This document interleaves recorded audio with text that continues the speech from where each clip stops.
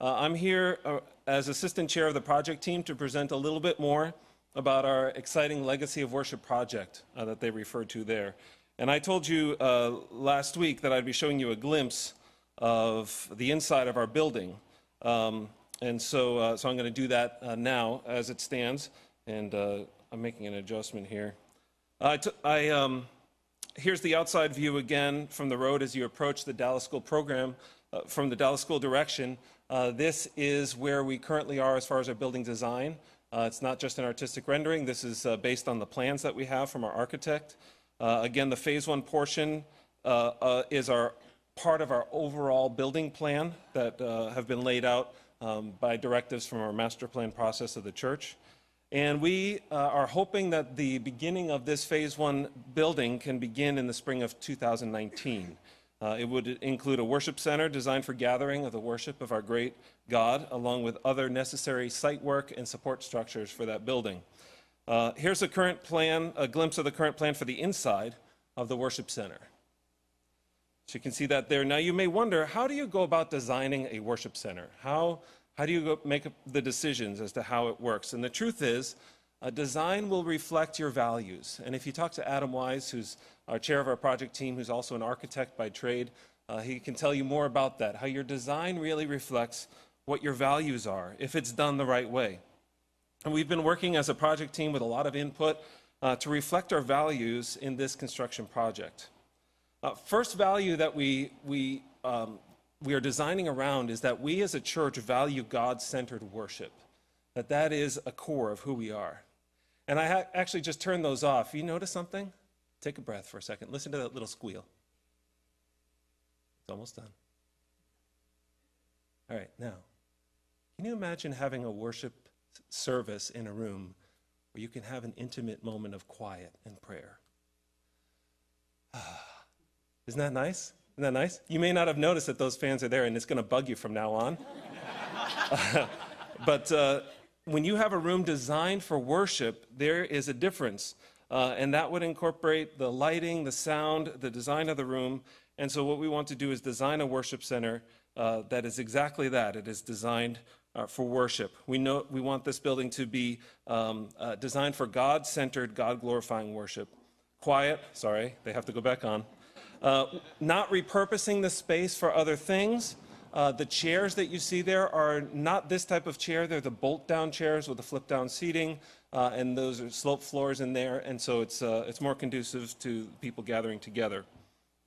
We want our services to have the worship of God in mind, as free from distraction as possible.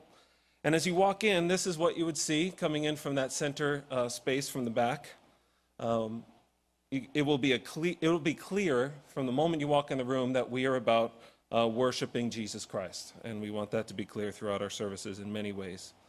So that's one value that we're designing around, is that we value God-centered worship. A second value is that we believe that every person is an important and valuable part of that vision. Each and every person. Our worship center will be accessible. That's a big improvement since we began. When we began, we had quite a bit of use of stairways. And so you can see in this next slide that we will have accessible parking spaces by the main entrance.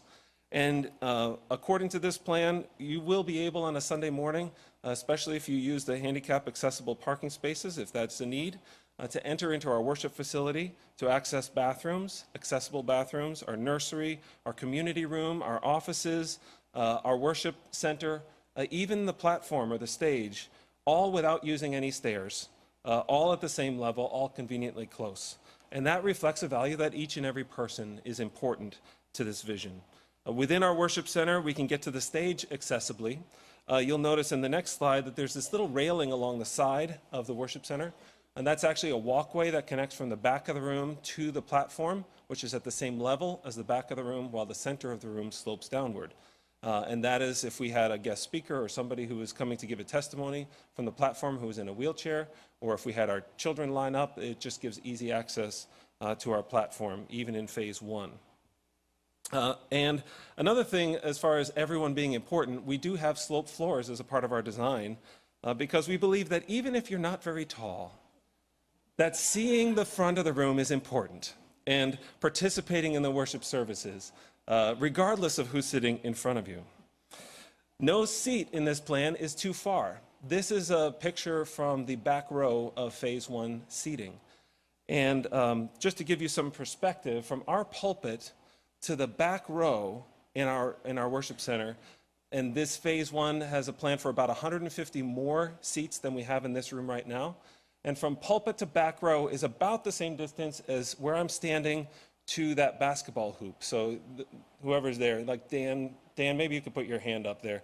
So from me to Dan, that's pretty close to the distance to the back row of this worship center. So it's designed for us to be together, for us not to feel like you're way out there, but it's curled around because every person is important and we're gathering together, united in worship.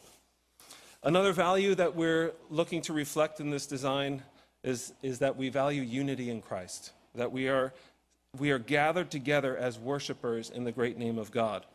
These chairs curl around, as you can see, so we can see one another as we worship. Because we don't think that worship just happens on a platform with everyone else coming to watch. We believe that worship, this room is filled with worshipers, and what we do is together. We want to participate together, see and hear one another as we worship, so it reflects that value. It's not just about the stage, and it's about our unity in Christ. Everyone in this design can see our baptisms, our communion. Baptisms are right built into the platform, right, basically right in front of where the pulpit is, in the floor, with a panel that can be lifted up, and so our baptisms can be something that we all see very clearly.